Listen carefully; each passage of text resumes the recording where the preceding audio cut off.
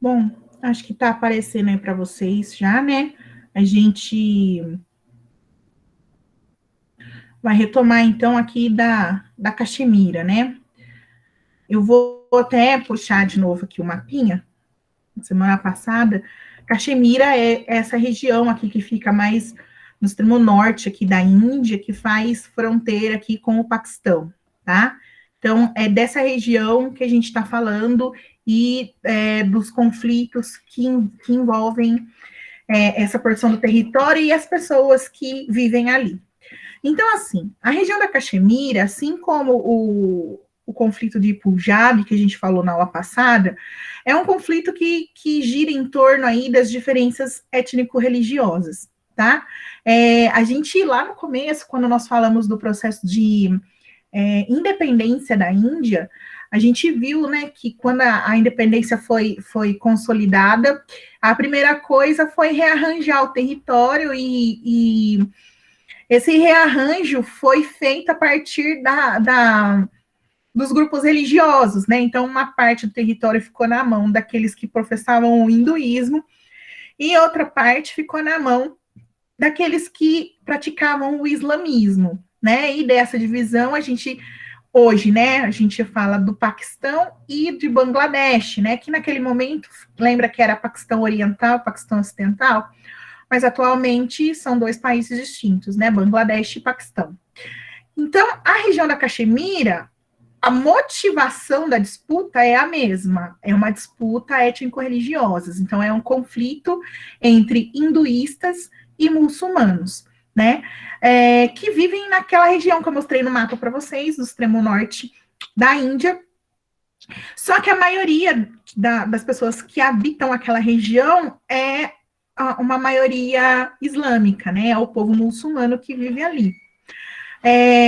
No entanto, apesar da maioria dos habitantes ali serem muçulmanos, 2/3 daquele território são controlados pela Índia, né? E, obviamente, assim como acontece lá na região de Punjab, a gente sempre tem que ter aquilo muito claro que nenhum país aceita numa boa perder território, né?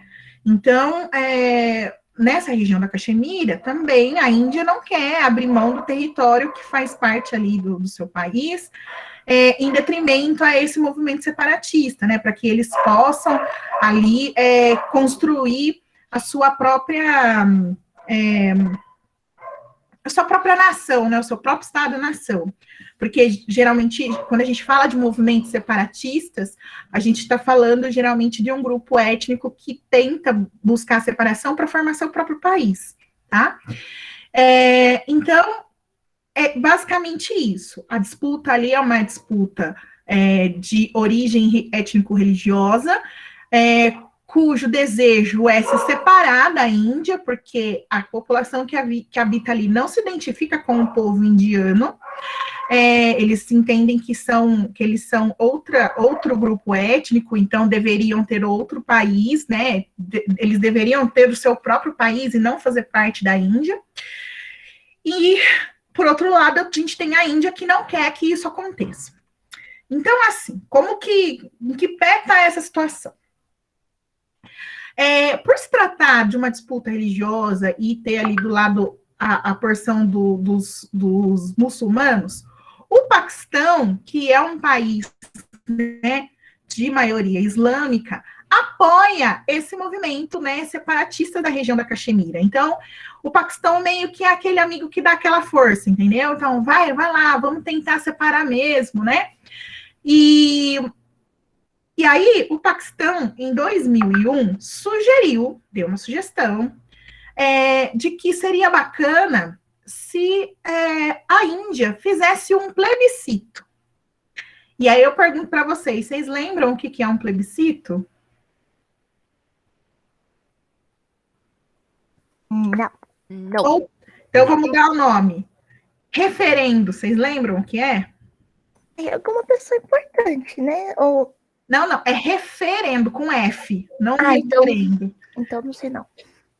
Poxa, aí é essa hora que o coração Tem da alguma professora... coisa a ver com sacrifício, sei lá, Não, oferenda? não é oferenda também, não.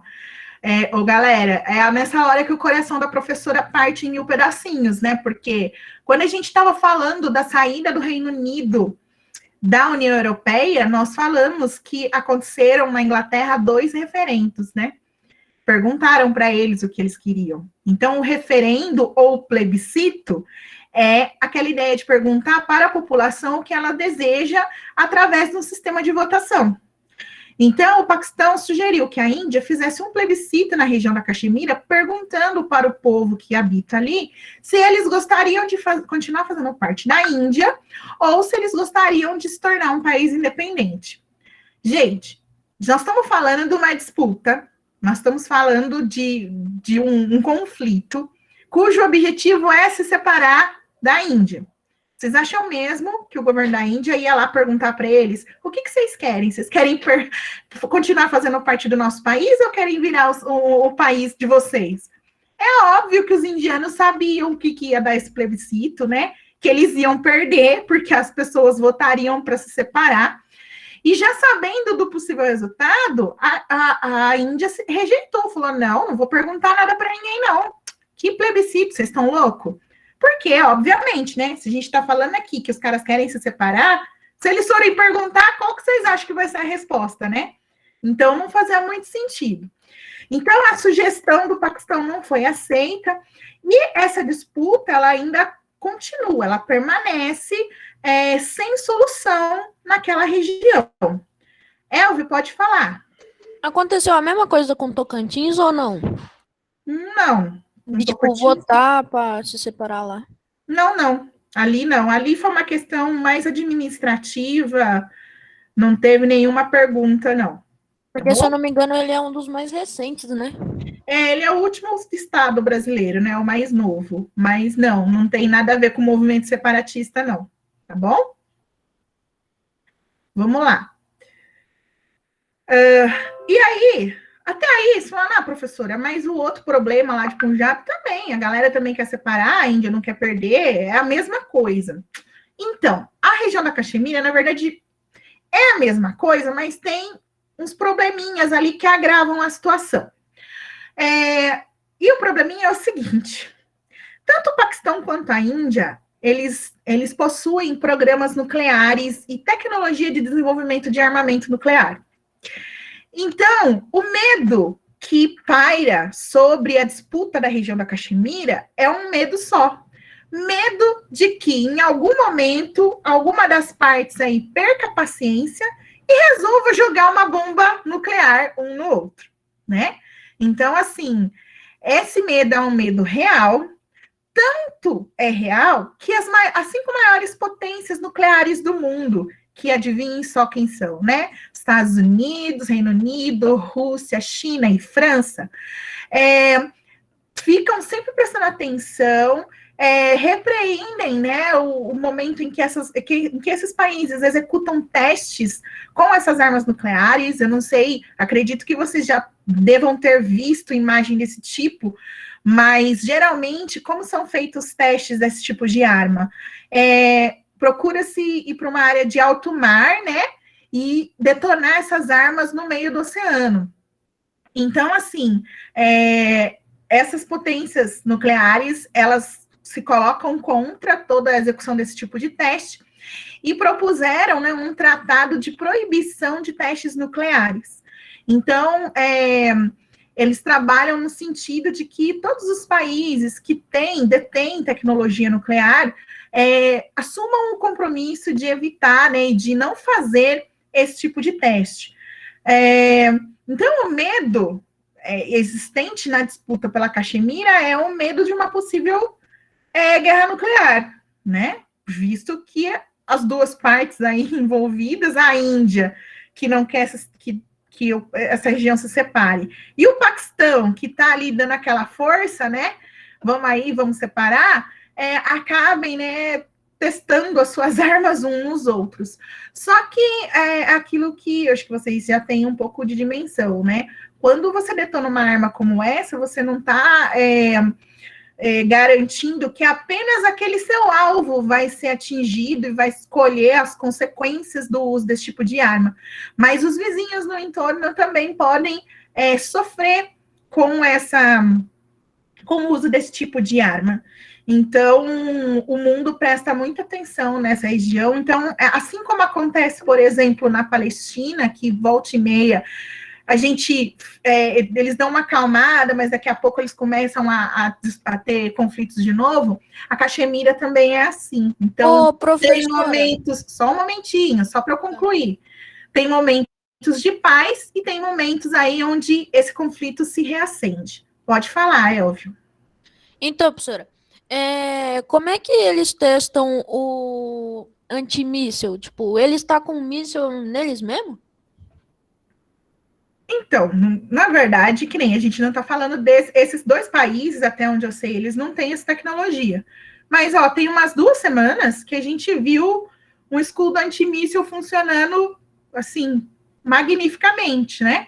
Vocês podem encontrar essa imagem na internet, que é uma imagem que chocou o mundo, do escudo israelense, né? Então, tem umas 2, 3 semanas em que o conflito árabe-israelense ganhou as páginas dos noticiários novamente. Tem uma imagem que mostra exatamente como que o escudo protegeu o território israelense dos ataques vindos da Palestina. Então, parecia, sei lá, parecia coisa de cinema. Eu não sei te dizer como eles testam, mas a gente já consegue ver essa tecnologia funcionando plenamente. Israel tem essa tecnologia. Beleza? Ó, o Guilherme está colocando aqui que testam em lugares isolados ou embaixo d'água, ou só fazem os cálculos, né? Também tem a ideia do simulador, é verdade. João Vitor colocou aqui também, eu não tinha visto, João. Se a Caxemira entra em guerra com a Índia, que só uma bombinha, então, né? É melhor a gente não pensar nisso e vamos torcer para que em algum momento eles consigam chegar num meio termo aí, né? Numa situação que eles consigam resolver essa disputa, né? Gente, sobre aqui a questão da Caxemira, tudo bem? Vocês querem fazer mais alguma pergunta? Tudo bem, dona. Por mim, tudo bem. Bom, se tá tudo bem, a gente agora vai começar a falar, então, dos aspectos econômicos da Índia, tá?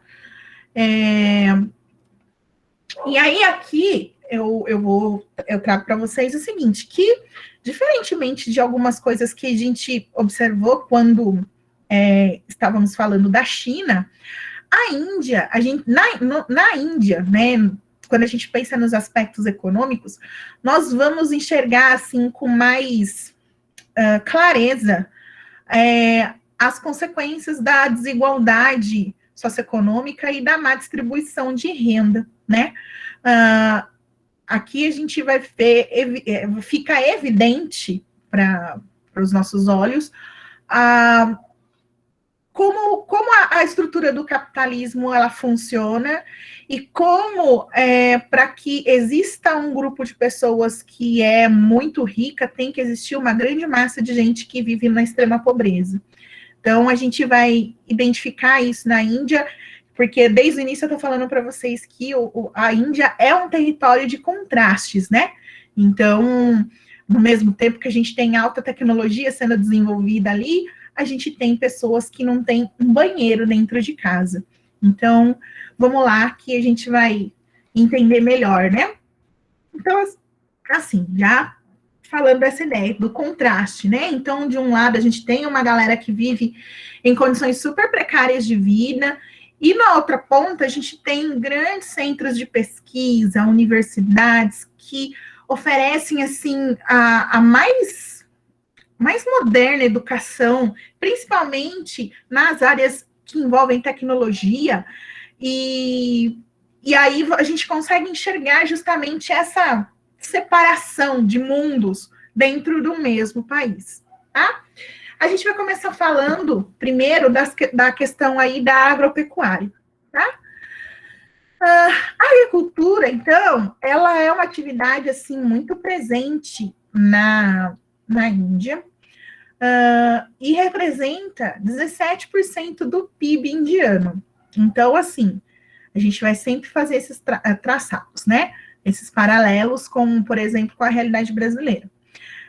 Para vocês também, a título de comparação, 1/3 do PIB brasileiro, então 33% aproximadamente, vem das atividades agrícolas, né? Lá na Índia é um pouco menos, 17%. Só que, assim, uma coisa que nos salta os olhos, né, na questão das atividades agrícolas, é que na Índia, praticamente 50% da população economicamente ativa, que é o que mesmo, nono ano? O que é a população economicamente ativa? Que trabalho. Mais.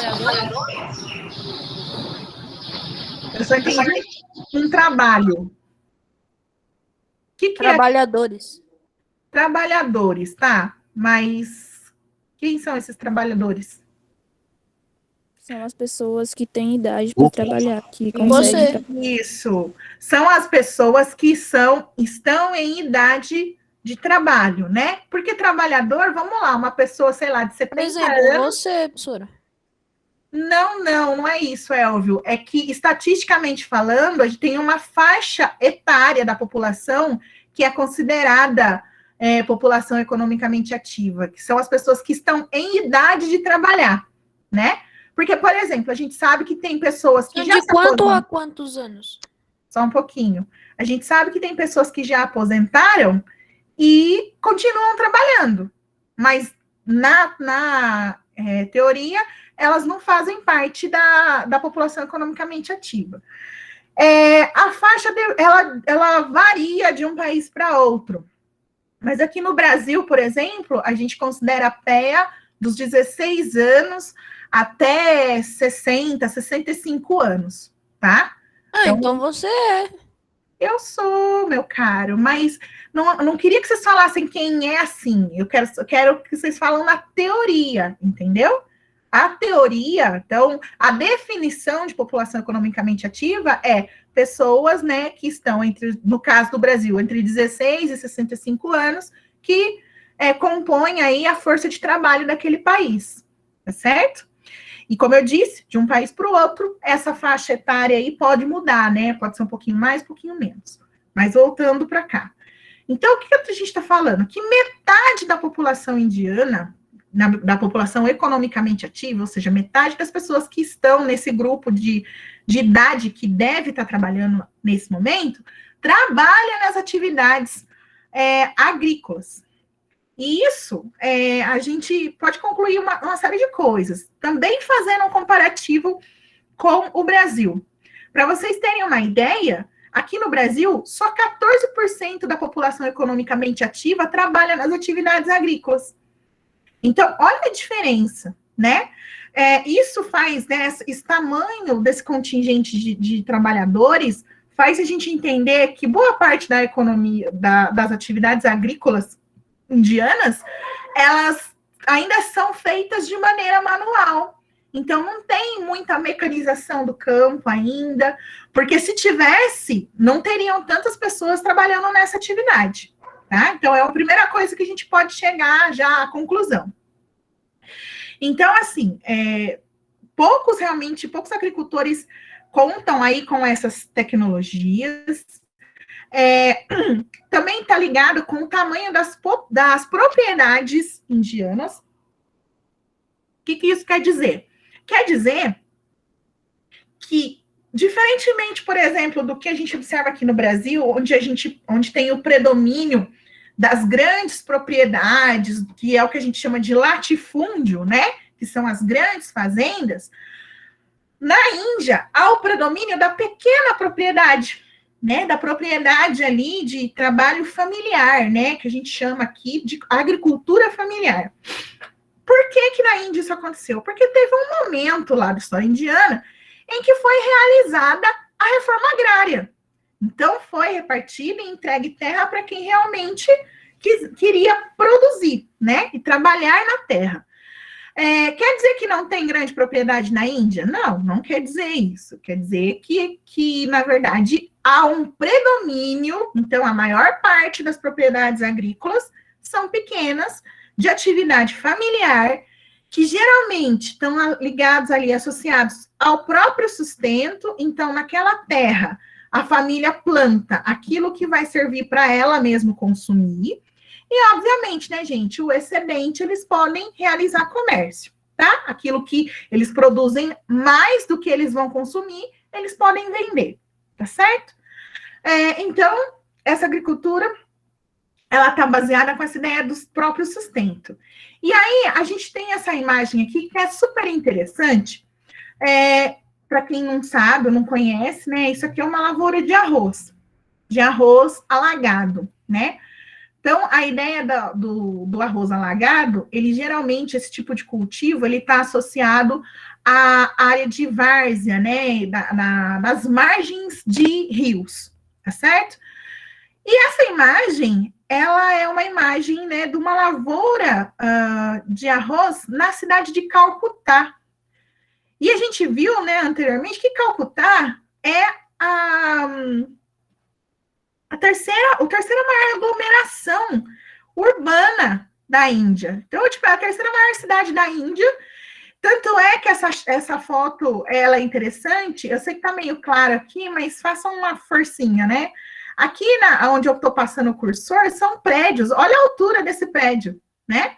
Então, a gente tem aqui, no fundo, a linha da urbanização, né? As construções da cidade. E aí, um pouco depois da construção dos prédios, a gente tem uma lavoura de arroz no meio da terceira maior cidade da Índia, né? Então, a gente tem esse contraste em muitas regiões indianas. E para que vocês tenham aí na cabeça, o rio, né, que está abarcando aqui essa produção agrícola, é o rio Ganges, né? Então, é interessante a gente pensar nessa construção. E vocês podem ver, tem uma mulher solitária aqui, mostrando que esse manejo é um manejo de trabalho um pouco mais manual, né? Não vai ter equipamentos, tratores, para cultivar esse arroz, tá certo? Tudo bem até aqui? Sim, professora. Sim. Então, beleza. Bom, né, pensando também nas terras que são usadas, né, para o cultivo agrícola, quase metade do território indiano ele está a serviço dessa produção, tá? E aí tem dois produtos que são assim os principais, né? São os carros-chefes da produção agrícola indiana, que são o arroz e o trigo, né? E esses dois alimentos, eles são a base da alimentação indiana. Assim como, por exemplo, aqui no Brasil, qual que é a base da nossa alimentação? O que é básico, não pode faltar? Arroz e feijão. Arroz e feijão, né? Lá na Índia, a base da alimentação deles é o arroz também e o trigo, tá? Então, eles têm esses cultivos muito bem consolidados e são o segundo maior produtor desses cultivares, né? Perdendo apenas para a China, né? Então, eles produzem bastante. Ainda dentro dessa questão das atividades agropecuárias, acho também que vocês já ouviram falar a respeito disso. Devido aí a crenças religiosas, né, os hinduístas consideram, né, os bois e vacas animais sagrados. Então, eles não consomem a carne do boi, né, nem a carne da vaca. Mas, ao mesmo tempo que eles não têm esse consumo, em 2017, a Índia era dona do maior rebanho de bovinos do mundo, né? Eles tinham mais de 300 milhões de cabeças de gado. E esse rebanho todo, ele está direcionado para a produção de leite, né? E tanto é que a Índia é responsável por 15% da produção do leite consumido no mundo, do leite de vaca, né, consumido no mundo todo. Então, é muito leite que a Índia produz. Mas o interessante é que mesmo assim, eles tendo esse rebanho gigantesco e produzindo tanto leite de vaca assim, é muito mais comum na população indiana o consumo do leite de búfala. Então, assim, justamente por conta dessa questão do sagrado, metade da população ainda evita o consumo até mesmo do leite da vaca. Então, eles substituem o leite por leite de búfala. Tá bom? Eles ficam soltados também, né, dona? Eles ficam soltos pela cidade e tal. Essa relação com o animal é tão assim, vocês já devem ter visto, né, aquela questão, às vezes tem uma vaca no meio da estrada e ela não quer sair e as pessoas param e ficam esperando a vaca ir embora, né, porque não pode tirar, não pode tocar, porque, né, a vaca para eles tem toda uma simbologia. Então, é o contrário, né, as pessoas se adaptam ao animal, né? Dona, o Jamal tá no grupo falando que estão mexendo na rede da casa dele aqui, por isso que ele caiu, o Jamal. Ah, tá bom. Obrigada, viu? Deixa eu falar para ele aqui que tá tudo bem. Essas coisas acontecem, né, gente? Vamos lá. Então, assim, tem toda essa coisa do sagrado, né? Então, eles têm uma relação diferente com esses animais. Só que, voltando nessa ideia do sagrado, só gira em torno dos bovinos, né? Mas eles têm, né, além aí, né, tem um rebanho importante de búfalos, mas também tem um rebanho interessante de cabras, de ovelhas, de porcos e criação de aves, né? Então, tem ali a produção de animais para o consumo humano também. Dona, Oi. o Guilherme perguntou aqui no chat, professora, se eles estiverem passando fome, eles vão matar a vaca para comer? Não matam, Guilherme. Né? Obrigada, João, por me avisar da pergunta. Não matam. É sagrado e eles não vão fazer isso. Tá? É muito... Esse aspecto cultural é muito forte neles. Então, eles respeitam o animal. Protegem rato também, né? Oi? Rato. Os ratos, eles também vê como deuses, né? Também o rato. Lá. Rato? Nossa, rato, eu não sabia. É verdade, dona. Tem um vídeo que mostra que eles têm, tipo, realmente é um castelo e tem mais de 20 mil ratos nesse castelo, porque eles acreditam que as pessoas que morrem, elas viram ratos, entendeu? Para eles, o rato tem significado de pessoas mortas que estão ali visitando eles, que elas se reencarnam no corpo do rato. E aí, tipo assim, aí tem até os cuidadores, eles dão queijo pro rato. Aí os ratos brancos. Nossa, eu quero só um ratinho desse para ganhar uns queijos. Os ratos para eles, os ratos brancos, né, que são raros, tem algum significado lá que eu não sei, mas aí eles dão queijo, aí tem um moço que ele fica limpando lá toda hora e tudo. E, dona, um fato bem interessante é que eles jogaram vários. Não é estátua, vários santos, né, que eles acreditavam fazer alguma coisa fora, porque, tipo assim, eles estavam fazendo pedidos e lá as crenças deles não estavam dando para eles o que eles queriam. E tem um monte de gente que jogou fora, jogou no mar, sabe? Um monte de coisa. Ô, dona, o Guilherme falou aqui no chat, então matar ser humano é melhor do que matar bois e vacas para eles? Exatamente, Guilherme. Então, gente, vamos devagar com a Andor. Essa parte dos ratos aqui, para mim, é totalmente nova. Eu até anotei, porque eu vou pesquisar para saber a respeito.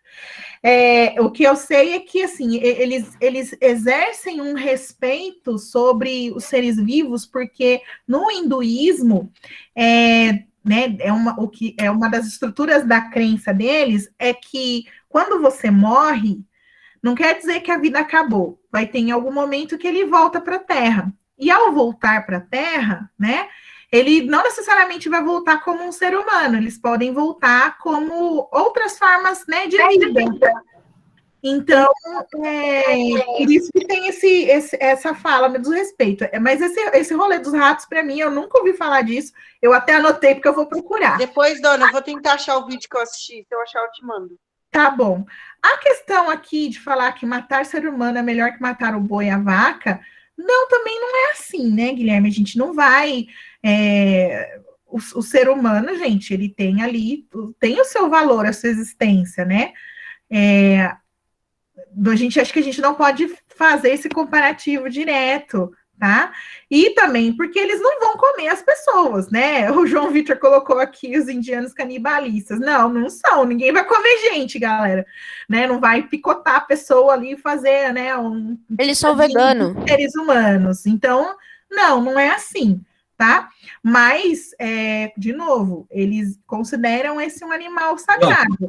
Tanto é que eles criam outros animais, eles comem outras coisas, gente. É só a vaca que eles não comem, tá bom? Beleza? Então, vamos tentar seguir aqui, de onde a gente parou. Bom, então, como eu disse, eles criam outros animais, eles são consumistas outros animais. E aí, assim, é importante a gente deixar claro uma coisa, né? As atividades agrícolas, elas foram, com o passar do tempo, isso aconteceu em qualquer lugar do mundo, né? Com o passar do tempo, assim como tantas outras atividades humanas, elas foram melhorando, segundo as descobertas, né, que a ciência foi promovendo. E existe um movimento, né, que aqui no Brasil foi mais intenso na década de 70, mas ela começa na década de 60, que a gente conhece como Revolução Verde, né? E a Revolução Verde, ela é responsável pelo aumento substancial da produção de alimentos no mundo. Porque foi a partir da Revolução Verde que a gente conquistou, né, tecnologias, por exemplo, de melhoramento de sementes, de... Maior produção? Oi? Maior produção de sementes, coisas assim do tipo. Isso, quando você melhora a semente, você, consequentemente, vai melhorar ali tanto a qualidade do produto quanto a sua produtividade. Então, você vai conseguir produzir mais. A ideia da criação e da melhora de adubos, de insumos agrícolas em geral, então, pesticidas, né? Aquilo que vai proteger a lavoura, né, das possíveis pragas, e vai fazer com que aquela produção cada vez seja mais robusta e mais volumosa, né, que tenha mais, né, consiga produzir mais e mais alimentos. Então, é um conjunto de tecnologias voltada para a produção agrícola, tá? Oi. A Cassiane falou que o Jamal perguntou se a net dele voltar, se ele pode voltar para aula. Pode sim. Se ele conseguir entrar, pode entrar. Vamos lá. Eu estava falando dos pesticidas, as tecnologias, né? Então, as tecnologias empregadas para a produção de alimentos, isso foi assim... tanto que tem esse nome, Revolução Verde. Foram grandes descobertas que ajudaram muito na produção de alimentos. E essa Revolução Verde, ela também chegou nas lavouras indianas, né? E aí, associada, né, com toda essa área do território indiano que é usado para a agricultura, associadas a essas tecnologias que procuraram melhorar a produção agrícola. A Índia acaba se tornando se torna autossuficiente na produção de alimentos. O que isso significa? Que ela consegue produzir toda a comida que é necessária para alimentar toda a população indiana, certo? Então, a gente está vendo aqui, o texto está trazendo essa informação para a gente. A Índia é autossuficiente na produção de alimentos. Se ela é autossuficiente na produção de alimentos, por que cargas d'água a gente tem tanta gente passando fome na Índia? Por desigualdade. Dona, acho que eu tenho uma resposta. Por desigualdade, por falta de investimento e um pouco de recurso. Por que investimento? Porque eles investem mais eu não sei se está certo o que eu vou falar, mas, ao meu ver, eles investem bastante mais em coisas, entre aspas, materiais, tipo, mais em coisas da crença deles e tudo, não investe tanto em alimento, essas coisas, em recurso para eles, sabe? Tipo, remédio, esses negócios assim, sabe? Nós temos Então uma ele acaba, estátua entre de aspas, se 2 tornando um país milhões que pobre. custou. Acho Às que, vezes, acho que pelo fato de estar muita gente desempregada, acho. Ou por falta de E trabalho. também o que a Maria falou, não falta pão, ela disse que falta divisão, porque eu acho que, tipo assim, não tem uma coisa formada, tipo assim, eu acho que é muita gente em um país só, então acho que às vezes as economias que o país tem, por conta de ser um país muito populoso, os recursos ô, das professora, economias, eles acabam usufruindo ainda mais do que é necessário. ô, Tipo assim, professora, por exemplo, Mas por eles ano têm costuma comida, dar, sei lá, José. exemplo, Ô, calma, posso falar? peraí, gente, Por um favor. de cada vez, por exemplo, senão eu não consigo entender vocês. Então, eu vou no deixar o José concluir a fala dele, aí vou passar a palavra para Luísa. Termina, Obrigada. José. por exemplo, no ano costuma dar, sei lá, 300 mil tribo, e a população tem, sei lá, 1 milhão, entre aspas. Então, vai ser pouco para a quantidade de pessoas que tem.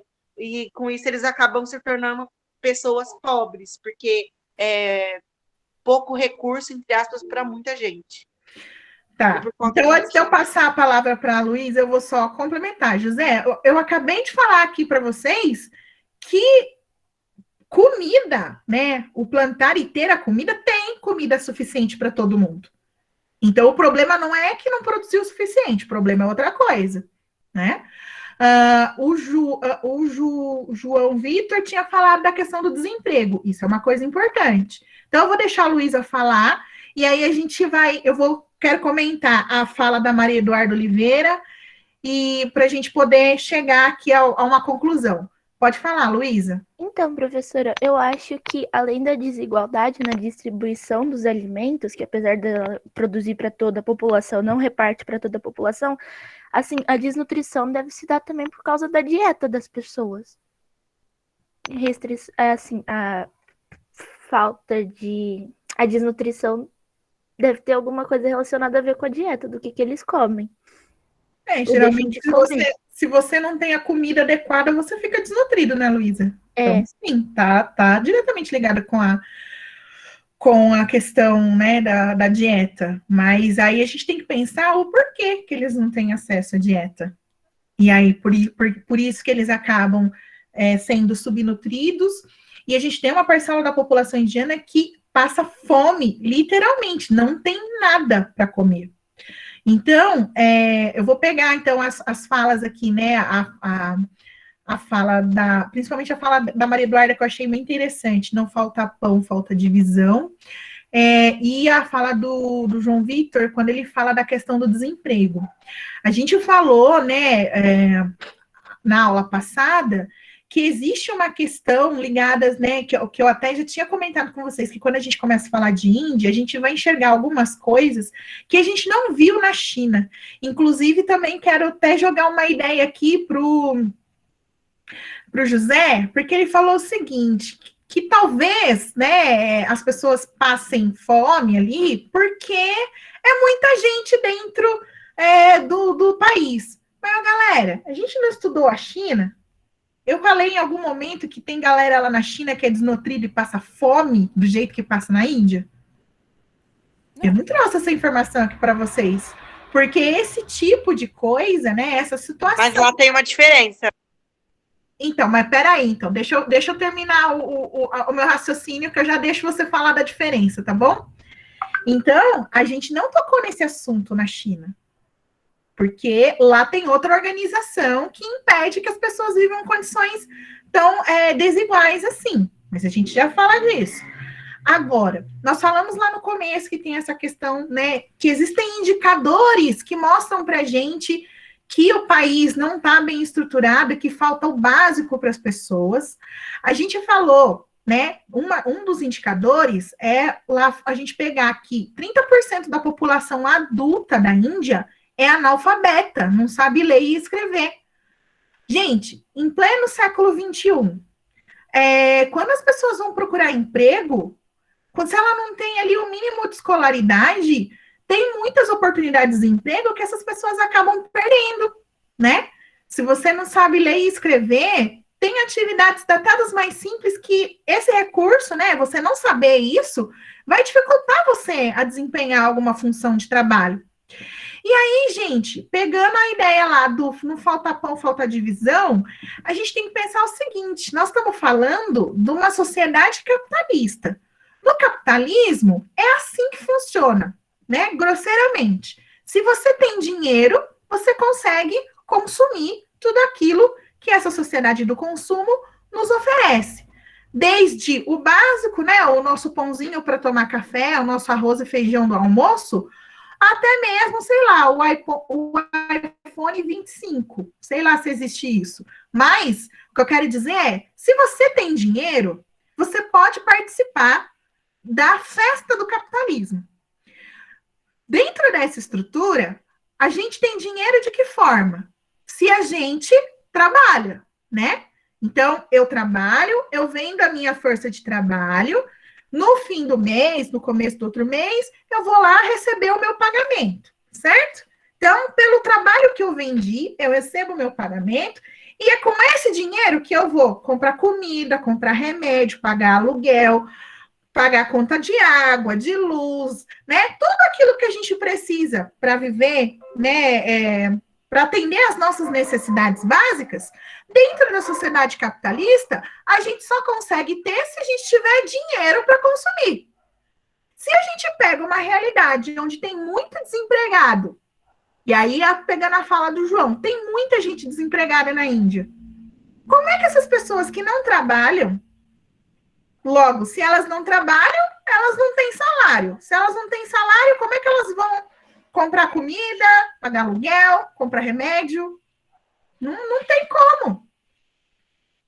Vocês estão conseguindo seguir aqui minha linha de raciocínio? Então, dona, e aqui entra, eles pedem, tipo assim, Espera só um pouquinho, pra José. Deus. Espera só um pouquinho, José. Vocês estão conseguindo seguir a linha de raciocínio? Sim. Aham, tá Tá dando pra fazendo entender. sentido Sim. isso que eu tô falando, né? Então tá. Então, gente, se uma coisa, veja, uma coisa está totalmente ligada à outra. Se eu tenho trabalho, eu tenho salário. Se eu tenho salário, eu consigo comprar comida. Se eu não tenho trabalho, eu não tenho salário. Se eu não tenho salário, como é que eu como? Não como. Ou tem, Passo fome. Entenderam? come só às vezes, né, dona? Igual tem moradores. Uma vez ou outra, quando alguém É. tem alguma ação ali de caridade, que alguém está doando algum alimento, vai. Ou seja, a restrição da dieta que a Luísa trouxe, a dieta é restrita não é por opção. É porque muitas vezes falta mesmo, eles não têm de onde tirar. Aí eu falo para vocês, isso é só na Índia? Não. Não, é o só Brasil na mesmo, Índia. dona. Tem bastante pessoas desempregadas, moradores de ruas, etc. Gente, atualmente a gente já não sabe mais quem são as pessoas que de fato estão passando por situações ali de necessidade dentro de casa, porque muita gente perdeu seu emprego, perdeu sua fonte de renda, né? Então, assim, fica muito difícil. O Guilherme está falando aqui a questão da caça, né? Então, Guilherme, nós estamos falando de um país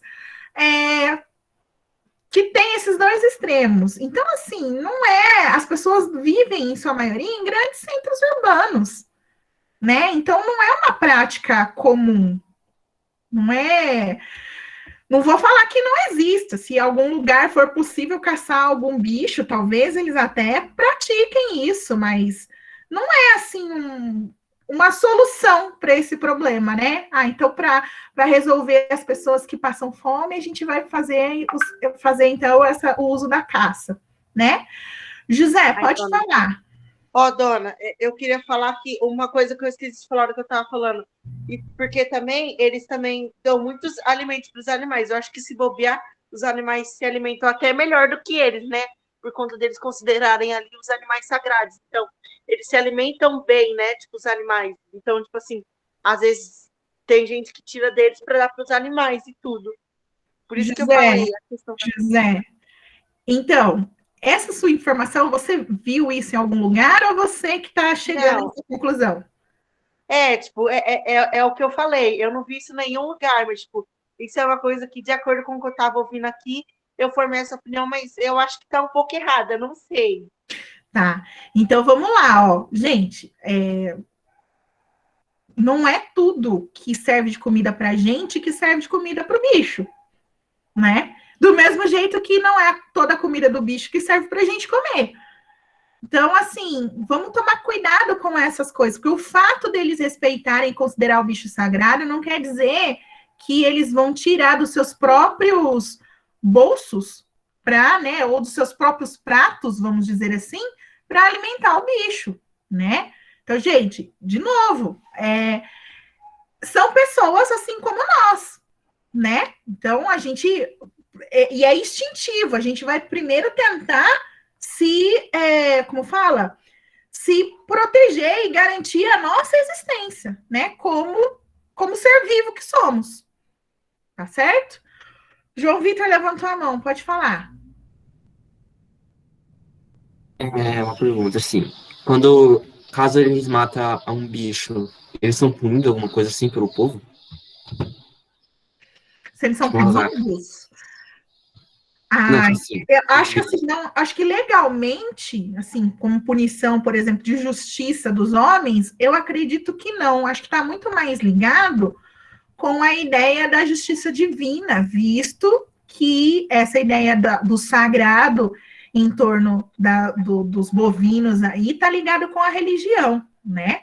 Então, eu não acredito, eu não sei, eu posso estar falando besteira para vocês, mas eu não acredito que tenha uma punição legal por isso, porque é uma coisa de cunho religiosa e não de legislação, tá? Mas talvez valesse a pena a gente, como fala, a gente pesquisar isso. Ô, professor, Vocês já estão ensinando as táticas de tirar o veneno do baiacu. Elvio, pode falar. e se eu for pra lá e eu como carne de boi normalmente, né? Aí se eu for pra lá e comer lá, Muito provavelmente você não vai achar para comer lá. Tem que respeitar as leis do país. Se o país impõe isso. mas quem disse que ele É lei para eles, o país é dele. Você, como Gente, estrangeiro, não tem tem que respeitar. Gente, presta cara, atenção. ela é religiosa, Muito dificilmente, Elvio, você vai Não é encontrar um pelo lugar onde você vai poder comer carne de boi.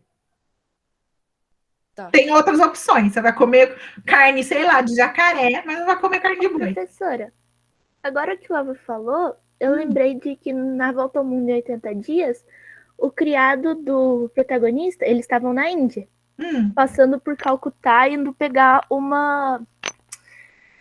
iam pegar o trem. E aí o criado saiu para ver a cidade. Eles estavam correndo o mundo e o criado foi passear. Aí ele entrou num templo indiano, numa daquelas... um daqueles templos religiosos de sapato. E o certo é entrar descalço. Tem que entrar descalço. Aí acontece que chamaram a polícia. Ele foi perseguido. Ele seria preso. Então, gente, é o que eu tô falando para vocês. Eu não tenho... Né, dona, dos países. Que os países, né, colocam, tipo... Porque é a cultura deles. Então, é igual lá nos Emirados Árabes. Quando você vai viajar... José, Não, deixa eu só concluir rapidinho. Ô, Elvio, deixa ele terminar de falar e você fala. Igual lá nos Emirados Árabes, quando você vai viajar, lá é proibido bebida alcoólica e tudo, mas isso é proibido para as pessoas de lá. Para você ter bebida alcoólica lá, as pessoas de lá têm que apresentar uma carta e tudo. Agora, as pessoas que podem ter bebida alcoólica são as pessoas estrangeiras, tipo Brasil, esses países assim, é só você mostrar seu passaporte. Mas é igual, teve uma influenciadora que foi viajar para lá, ela falou que não pode ficar se abraçando no meio, tipo assim, de todo mundo, não pode ficar, mas sabe, ela foi na pandemia? essas coisas, essas mas aí coisas. não pode mesmo, né? Em nenhum lugar, filho. Não, mas ela falou que antes dela viajar, ela leu as regras e tudo, que falaram para ela que não podia fazer lá, porque era a cultura deles e tudo. Mas, gente, vocês querem um exemplo mais emblemático do que o que aconteceu aqui umas 2 semanas? Do médico brasileiro que foi preso no Egito porque ele fez uma piadinha com uma funcionária de uma loja? É aquilo, gente. Você não conhece onde você está se enfiando, você pode arrumar uns problemas muito sérios, né? Aí não pode andar de shorts. minimamente você tem que saber para onde você está indo, né? Elvio, fala para a gente poder dar sequência aqui. Pode falar. Então, José, você falou do negócio lá que, tipo, eles tinham meio que uma sentença, mas essa sentença, ela não é, tipo, que nem ser ir preso, ter alguma penalidade, tipo, pelos homens. É, tipo, pelos deuses deles. Os deuses deles vão castigar você, entendeu? Sim. Bom, então vamos lá. Guilherme, sim, são os hindus, né? Os hindus não comem carne, então, e aí a gente está falando, né? Estamos falando desde o início, que a maioria da população ali pratica o hinduísmo. Então, realmente, essa ideia do não comer carne vermelha não é comum. Por isso que eu estou falando, talvez, se um dia a gente fosse fazer turismo na Índia, eu não acredito que vai ser tão simples assim achar um restaurante que vai te servir carne de boi, entendeu? Vão ter outras possibilidades. Por quê? Porque já é cultural. É a mesma coisa, por exemplo, sei lá, vou pegar um exemplo bem absurdo. Ah, absurdo nada. Vem cá, vocês vivem brincando com isso. Carne de cachorro. Eu consigo achar um lugar que facilmente eu entro num restaurante qualquer e peço, eu quero um bife de cachorro. Alguém vai servir isso para vocês? Depende, Não. professora. Tem um restaurante ali na esquina, assim, que é capaz de achar mesmo. João Vitor, que isso, João Vitor? De um cachorro Não, quente, Elvio, tudo tem, mas boa. é uma coisa rara. É igual. É a mesma coisa, comer carne de gente. Vocês estão perdendo. O João Vou Vitor servir um colocou no cachorro chat quente. aqui, é um verdadeiro cachorro quente. Então, o que eu tô querendo dizer é o seguinte, gente. Culturalmente, a gente não... Vai Sim. ser difícil encontrar esse tipo de coisa, Tipo, comer entendeu? rato também é uma coisa difícil. Tá? Culturalmente falando. Ô, professor, o Guilherme perguntou se lá não tem nenhum restaurante estrangeiro, tipo, japonês. Tem, né, Eu Guilherme? né, gente? Vai ter em outros Uai, lugares. mas aí os caras vão tascar uns peixes lá pra comer? Ó, do por nada? exemplo, Mas, lá eles gostam de gente, coisa o apimentada. problema... Vocês não estão entendendo o que eu tô falando. Vocês ficam aí um cutucando o outro e não prestaram atenção. A única coisa que eu falei para vocês que eles não consomem é carne de boi. A gente falou dos outros rebanhos que eles têm ali, que eles E consomem. rato? Sim, tem de ovelha, tem de diversos Gente, animais. não parou. Porco. Eles comem. A única coisa que eles não comem, que os hinduístas não comem, é carne de boi e de vaca. O restante Eles eles gostam comem. bastante de pimenta também, Então, Dona. vamos embora? Vamos seguir aqui? Podemos? Vamos, dona, Então, vamos. voltando, a gente veio parar nessa conversa toda porque eu queria que vocês pensassem como é que as pessoas vão ter acesso à comida. Então, é aquilo. Se não tem trabalho, não tem dinheiro. Se não tem dinheiro, não tem acesso à comida. Então, o problema aí é estrutural. Não é a falta de alimento. É a falta de condição de adquirir o alimento. Certo? Tudo bem, gente? Isso ficou claro para vocês? Sim. Então, eu posso perguntar isso na atividade, vocês vão conseguir explicar para mim. Acho que sim, né? Esse silêncio inicial dá um pouquinho de medo. Mas essa é a ideia, né, gente? É aquilo, é trazer para a nossa vida. A gente só pode consumir aqui se a gente tem dinheiro para consumir as coisas. Então, vamos lá, ó. Além dessa questão, né, da escassez de alimentos, no sentido de que as pessoas não têm acesso ao alimento porque elas não têm renda, uma outra coisa que também acaba contribuindo para dificultar o acesso a alimentos são os resquícios ali de áreas que praticam a monocultura, destinadas à exportação, que são herança do período colonial. Então, vamos lá. Olha a palavra, gente, monocultura. Essa palavrinha aqui, ó, monocultura. O que quer dizer isso aqui? Não sei. Tenta dividir a palavra. Mono, não sei o que é mono. Ninguém sabe o que é Guilherme disse mono? uma só cultura. Exportação. Guilherme Não? disse uma só cultura. Uma só cultura, exatamente. Monocultura, se eu estou falando aqui de cultura agrícola, eu estou falando que é uma plantação de uma coisa só, né? Então, monocultura destinada à exportação. Ou seja, eu estou plantando aquela mesma planta e a minha intenção é vender para outros países. Vocês conseguem me dar um exemplo de monocultura que é cultivada aqui no Brasil, que tem destino no mercado internacional? Soja. A soja. A soja é uma monocultura que é produzida para atender o mercado internacional. A gente produz soja para vender para outros países. Exatamente. Lá na Índia também vão ter algumas monoculturas, que isso, na verdade, são regiões que foram utilizadas para tal atividade enquanto eles eram colônia da Inglaterra, tá? Então, assim, quais são os produtos que predominam nessas regiões de monocultura?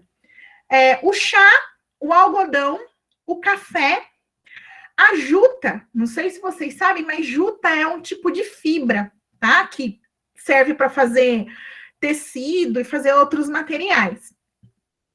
Cana-de-açúcar também, tá? E essas monoculturas, elas não são de propriedade de indianos. Elas são de propriedade de estrangeiros, né? De famílias estrangeiras. Então, além de fazer a exploração do território ali para o cultivo, para atender mercado internacional, esse dinheiro nem fica na Índia. Porque os lucros dessa atividade vão para a mão dos estrangeiros que controlam essa região. Tá certo? Então, ainda tem esse detalhe para né, a cerejinha do bolo dessa situação. Aqui a gente tem essa figura do uso da terra, e aqui vale a pena a gente dar uma olhadinha, porque quando a gente olhou o mapa da China, a gente viu que as atividades agrícolas, elas coincidem também com a parte mais da costa leste da China, né? E aí coincide a produção agrícola, a produção industrial e a concentração de pessoas na mesma faixa de terra. Porque lá na China a gente tinha a presença lá das regiões mais montanhosas e de 2 grandes desertos. Aqui na Índia a gente também tem, né? Essa parte, né, que pega a região da Caxemira são regiões mais altas, e aí isso dificulta a atividade agrícola. Tem a presença de outro deserto, então isso também, né, região desértica, fica difícil a gente executar a agricultura. Mas se vocês derem uma boa olhada, as demais atividades agrícolas, elas estão bem espalhadas pelo território indiano. Então tem região de produção de algodão, de culturas diversas. Olha quanto, né, que pedaço interessante do território que é usado para produzir arroz, né? Então, a gente vê que, diferentemente do que a gente observou na China, na Índia, essas atividades, elas são mais espaçadas, mais espalhadas, tá certo? Bom, terminamos aí de falar dos aspectos agrícolas e vamos começar a falar da questão da indústria. E aqui, de novo, a gente vai traçar alguns paralelos, porque o processo de industrialização indiano, ele acaba sendo parecido com o processo de industrialização brasileiro. A gente fala que a nossa industrialização, e aí vocês vão ver que a industrialização indiana, ela também passou pelo mesmo processo, a gente fala que foi uma industrialização tardia. Quer dizer o quê? Que aconteceu mais tarde do que aconteceu em outros lugares do mundo. E aí eu pergunto para vocês, que século que foi a primeira revolução industrial?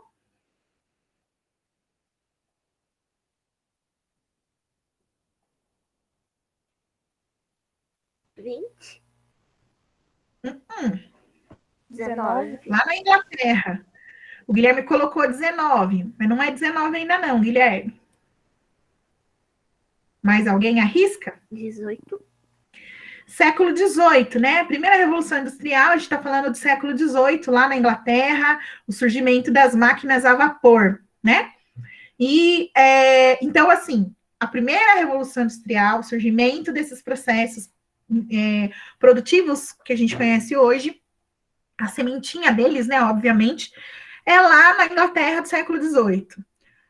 O processo de industrialização indiana se dá meados do século XX, e no Brasil foi no início do século XX. Então, praticamente, a gente levou quase 200 anos para ser industrializada, assim como a Índia.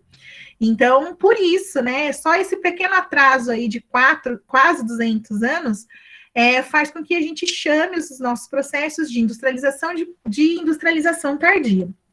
A Índia, na verdade, tem uma peculiaridade. Quando a Inglaterra chega no território, né, e colonizou o território indiano, já existia algumas atividades ali de manufatura, né, que no caso, aqui eles chamavam de artesanato têxtil. O que isso significa? Quando os ingleses chegaram lá, já existia um processo fabril, né, um processo de produção de tecidos de altíssima qualidade, que eram, assim, bastante apreciados pelo mundo. Então, eles conseguiam realizar comércio em cima desse tecido que eles produziam. Só que, assim, uma das principais atividades industriais da Inglaterra era justamente a indústria têxtil. Eles produziam tecido e vendiam esses tecidos para diversos países do mundo. Então, o que aconteceu? Quando eles chegaram na Índia e perceberam que eles tinham um domínio de uma técnica, que produziam um tecido de grande qualidade e que tinha, né, compradores pelo mundo, o que eles temiam? Eles temiam a concorrência, né? Poxa vida, se a gente deixar essa galera, né, produzindo esse tecido de alta qualidade, eles vão querer disputar os mesmos clientes que eu tenho dos meus tecidos. Então, o que eles fizeram? Eles atuaram para desmontar toda aquela estrutura de produção têxtil que existia na Índia naquele momento. Então, para evitar a concorrência, ao invés deles fomentarem ali, né, investir e incentivar o desenvolvimento industrial lá na Índia, eles destruíram o que já tinha sido construído ali antes, para evitar a concorrência. Assim, né, é muito interessante essa metodologia de eliminar a concorrência, né? Eu destruo o que ele fez, assim fico só eu vendendo, né, os meus produtos. Então, o que aconteceu? Só depois da independência é que a Índia foi conseguir retomar as rédeas aí desse percurso industrial e fazer com que, né, o país passasse a ter atividades ligadas aí à produção industrial. Então, o que aconteceu? Depois da independência, eles foram aos poucos retomando essa atividade, e em 1991, e daí a gente já falou dessa data também, eu queria perguntar, o que aconteceu no mundo em 1991 mesmo?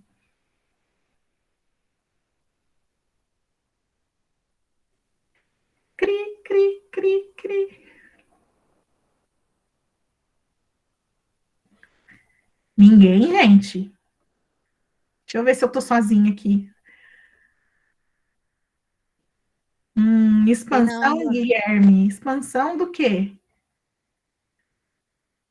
O João já mandou, não sei não, tá certo. Alguém arrisca? Expansão da política? Globalização? De certa forma, marca o início de uma nova fase da globalização. Fim da Guerra Fria? Fim da Guerra Fria e dissolução da União Soviética, certo? Então, 1991 ficou marcado pelo fim da Guerra Fria e o início aí dessa nova ordem mundial, né? Onde o seu poder militar já não era tão importante, desde que você tivesse um poder econômico suficiente para poder substituir a força bélica, né? Então, nesse período, né, em 1991, muitos países passaram pelo processo que a gente chama de abertura da economia. Porque, na verdade, a gente passa a viver uma fase do capitalismo chamada neoliberalismo, né?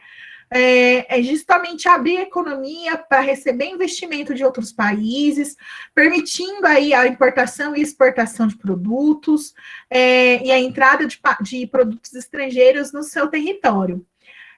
Então, para a Índia, a abertura da economia foi fundamental para poder estruturar o seu parque industrial, tá? Esses investimentos, eles foram muito bem recebidos e isso fez com que a indústria indiana crescesse. Para vocês terem uma dimensão, o parque industrial da Índia, ele é considerado um dos 10 maiores do mundo. E aí é muito interessante porque só 17% da população economicamente ativa trabalha nas atividades industriais da Índia. É uma coisa também que chama bastante atenção. Mas, assim, o que mais chama atenção nos processos industriais indianos é o desenvolvimento tecnológico que as indústrias promovem. Então, tem muita tecnologia envolvida, muita coisa que a gente consome no nosso dia a dia é tecnologia desenvolvida no território indiano, principalmente quando a gente olha para as atividades ligadas aí ao campo da informática. Então, tem muito software, muito aplicativo que a gente usa, que é desenvolvido pelos indianos, tá? Então, assim, tanto que tem os setores que são assim, que chamam bastante atenção pelo uso de muita tecnologia, que são aí os setores da energia nuclear, e a gente volta para a ideia lá do programa nuclear indiano, o lançamento de satélites artificiais, né, que vão, a gente sabe, a figura dos satélites artificiais aí, dentro da estrutura das telecomunicações, ele é fundamental, e todas as atividades ligadas aí ao campo da informática, né? Então, são pontos que se utilizam de muita tecnologia. E aí, o que a Índia fez, né? A Índia enxergou que investir em educação, e aqui a gente vai fazer uma ressalva, o investimento na educação indiana, ele acontece, assim, com grande ênfase no ensino superior. Então, assim, as universidades indianas, os grandes centros de pesquisa, eles recebem bastante investimento, porque o governo indiano conseguiu identificar que nesses pontos são investir, né, nessas universidades, investir nos centros de pesquisa, é garantia de retorno desse dinheiro. Tanto é que a Índia é o segundo maior exportador de software do mundo, só perde mercado para os Estados Unidos. Então, toda a tecnologia e informática, né, ela se desenvolveu, assim, com mais intensidade em alguns pontos do território indiano, como em Bangalore, né, que aqui no mapa, está aqui nessa porção mais ao sul do território indiano, tá? Além da questão da informática, outra atividade industrial que é muito forte na Índia são as atividades ligadas aí às pesquisas farmacêuticas e pesquisa em novos medicamentos. Além disso, a Índia é um dos maiores produtores de medicamento genérico do mundo. Por isso que a gente que a gente enxerga sempre a luta da Índia pela quebra de patentes no mundo, justamente porque ao quebrar a patente, as pessoas têm acesso à fórmula e é possível produzir esses medicamentos a um custo mais baixo, né? E aí, pegando essa plataforma aí de tecnologia farmacêutica, a Índia é o maior produtor de vacina do mundo, né? Então, as maiores plantas que estão produzindo vacina nesse momento estão na Índia. Foi assim, é uma área que num primeiro momento era olhada com desconfiança, né? Outros países do mundo ficavam meio com o pé atrás em relação aos processos produtivos desse tipo de produto na Índia, né? Se duvidava um pouco da qualidade dos processos, se tudo era feito dentro das normas, mas eles conseguiram construir esse caminho e mostrar que eles são muito eficientes na produção desses produtos farmacêuticos. Então, conseguiram conquistar, assim, seu lugar ao sol aí nesse tipo de produção. E aqui a gente tem, então, um espalhamento aí de algumas atividades, não só as agrícolas, né? As agrícolas não, as atividades industriais, mas as atividades de extração também, né? Que a gente tem pontos de extração de petróleo, de extração de carvão, né, pelo território a gente tem alguns pontos, as refinarias de petróleo. Aí é legal a gente observar também, né? A gente tem a presença de um oleoduto, de um gasoduto, né, que liga praticamente aqui Mumbai a Nova Delhi, e aí a gente tem um outro oleoduto, né, que está mais no extremo, aqui no nordeste da Índia. Mas a gente não tem o predomínio dessas estruturas, né, para transporte desse tipo de material. E vejam só, essas manchinhas alaranjadas são as regiões industriais na Índia. Então, veja, diferente do que acontece na China, que elas estão concentradas no litoral, as indústrias indianas elas estão espalhadas, né, em pequenas manchas pelo território. Né? Então, cada tipo de atividade está num ponto específico ali do território indiano. Tá certo? Gente, até aqui, tudo bem? Sim, professora. Então, eu tô super feliz porque eu acho que a gente vai conseguir finalizar.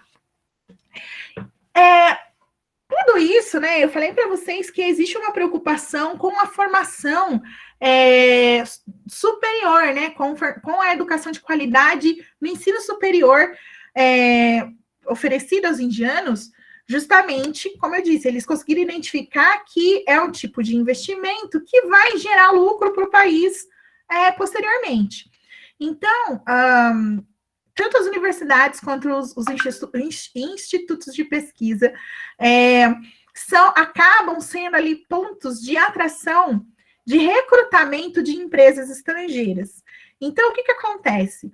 Muitos indianos que se formam nessas áreas e se formam ali com louvor, né? São bons alunos, acabam indo trabalhar fora da Índia, porque grandes corporações, principalmente na área de informática, de novo, batendo nessa tecla, geralmente quem se forma nas atividades aí ligadas ao desenvolvimento de software, eles acabam sendo contratados por empresas estrangeiras. Então, muita dessa mão de obra acaba sendo exportada, vamos dizer assim, né? Eles acabam indo trabalhar em outros lugares do mundo pela qualidade dos profissionais que são formados ali.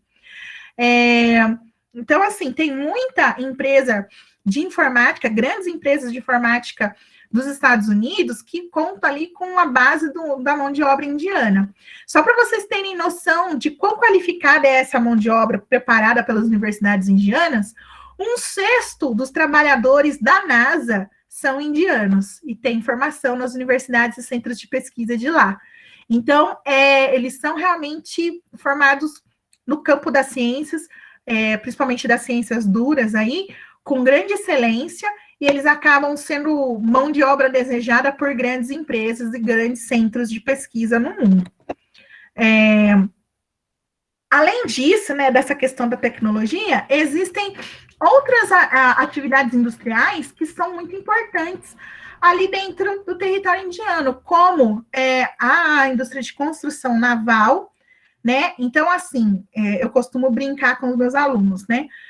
Não é qualquer Zé Mané que consegue construir um avião.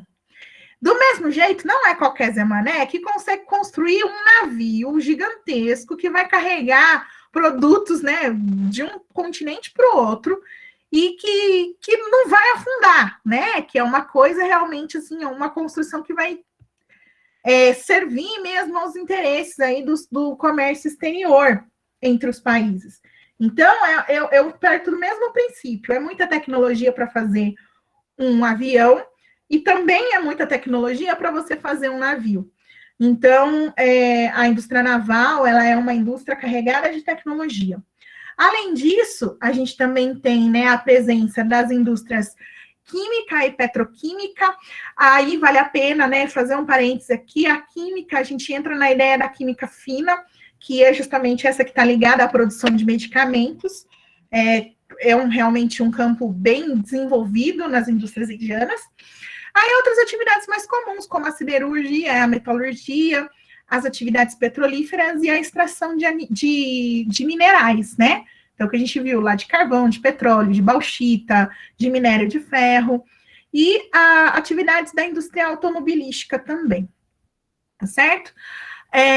Bom, aí, aqui também, só para vocês terem, para título de ilustração, Aqui são a questão do apresentar a ciência para os jovens indianos, ela é muito presente, justamente, né, porque, como eu disse, eles já entenderam que pode ser muito lucrativo esse caminho. Então, no ensino médio, já se possibilita o contato dos alunos com a produção de ciência, né, e a ciência sendo posta em prática, né, em atividades rotineiras. Então, isso é muito comum. E aí, depois, aqui embaixo, tem uma outra imagem de uma indústria automobilística. A gente já vai dar uma olhadinha. Além, né, dessa questão dessas outras atividades econômicas, tem uma indústria que está ligada mais ao mercado e à indústria cultural, que é a indústria do cinema indiano, né? Assim como os Estados Unidos têm Hollywood lá fazendo, né, os seus grandes filmes, a Índia tem a sua versão, né, indiana, que é conhecida como Bollywood, né? E fica ali, em Mumbai se concentram aí essas atividades cinematográficas. Então, assim, é uma indústria muito robusta, que geralmente produz bem mais filmes do que a indústria estadunidense. Então, só também a título de comparação, enquanto em Bollywood se produzem, em média, 1.000 filmes por ano, nos Estados Unidos esse número fica em torno de 600 filmes por ano. Então, a produção ela é mais volumosa. É claro, né, tem a questão ali do mercado, né?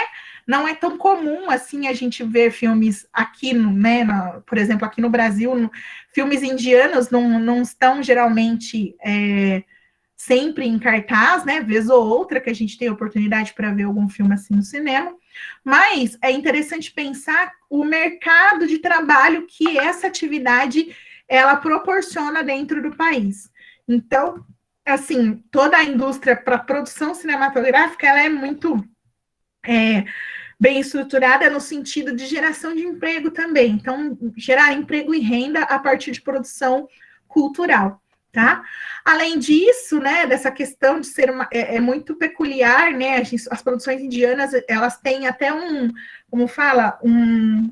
uma estética que é um pouco diferente daquela que a gente está habituada da indústria estadunidense, por exemplo, e ela acaba sendo, além, né, das benesses econômicas, acaba sendo também uma maneira de espalhar pelo mundo aspectos da cultura indiana, tá certo?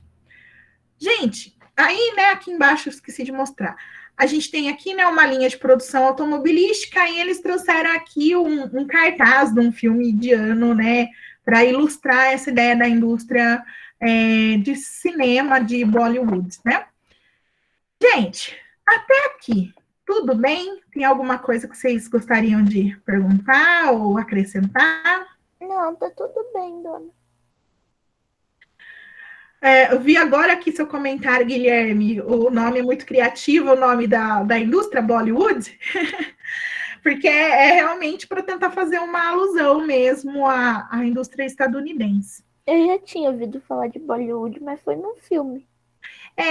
Geralmente também em algumas produções de desenho animado, por exemplo, nos Simpsons. Os Simpsons já fez referência a Bollywood em alguns momentos. Então, assim, como eu disse, a gente não tem muito contato com o cinema, né, com o que eles produzem diretamente, mas há menções, né, em outros materiais culturais que a gente acaba consumindo, né? Ô, professora, eles têm um letreiro? Como letreiro de Hollywood? Boa pergunta. Eu nunca tive a curiosidade de procurar, viu, Elvio? Mas, de repente, até tem, sim. Vamos lá, ó. O João colocou aqui, pelo fato de filmes da Holly e Bolly, porque acha que Holly tem os detalhes gráficos no filme e Bolly nem tanto. Aí, tá. Então, na verdade, mas tem a ver com a questão... Eu acho que é muito mais cultural, viu, João? Porque o tipo de coisa que a gente consome, né? E aí a gente até faz uma ponte com a ideia lá da hegemonia, né? Para a gente, o padrão, vamos dizer assim, o padrão de consumo do cinema é aquilo que é produzido nos Estados Unidos, No máximo, alguma coisa que venha da Europa, ainda dependendo do país da Europa, não é todo país. Mas aquilo que a gente consome em massa mesmo, vem realmente da produção ali estadunidense. Isso está ligado com a hegemonia, né, estadunidense sobre, principalmente sobre os países da América. Eu vi aqui a questão dos Simpsons, muitas vezes a gente acha que eles estão fazendo só para poder mudar mesmo a terminologia, mas nesse caso aqui, realmente estavam falando de uma indústria que existe. Pessoal, então assim, eu sei que eu falei muito, mas por outro lado, eu fico contente porque a gente conseguiu encerrar este assunto. Viva! O que isso significa? Significa que agora, ainda hoje, eu vou disponibilizar para vocês a última atividade para a nota do bimestre lá no Google Sala de Aula. Na semana que vem, nós faremos a correção da AP, tá? Eu vou apresentar para vocês o resultado, como é que vocês foram, e vamos corrigir as questões de geografia, tá certo? Então, hoje ainda vai ter lá no Google Sala de Aula a última atividade para a nota, e semana que vem a gente vai corrigir a AP do primeiro bimestre. Beleza? Beleza. Eu não lembro de nenhuma AP, mas eu não lembro de muita coisa do primeiro bimestre mesmo. Beleza. Então, tá bom. Talvez a hora que você der uma olhada na prova, você se recorde, Luísa. A gente vai fazer isso porque também estamos chegando no fim do segundo bimestre e logo vocês vão fazer a segunda AP do ano, né? Então, antes de vocês fazerem essa nova prova, eu gostaria de retomar as questões da primeira, tá? Então, gente, eu vou interromper a gravação, fazer a chamada aqui para a gente poder finalizar aqui o nosso encontro de hoje.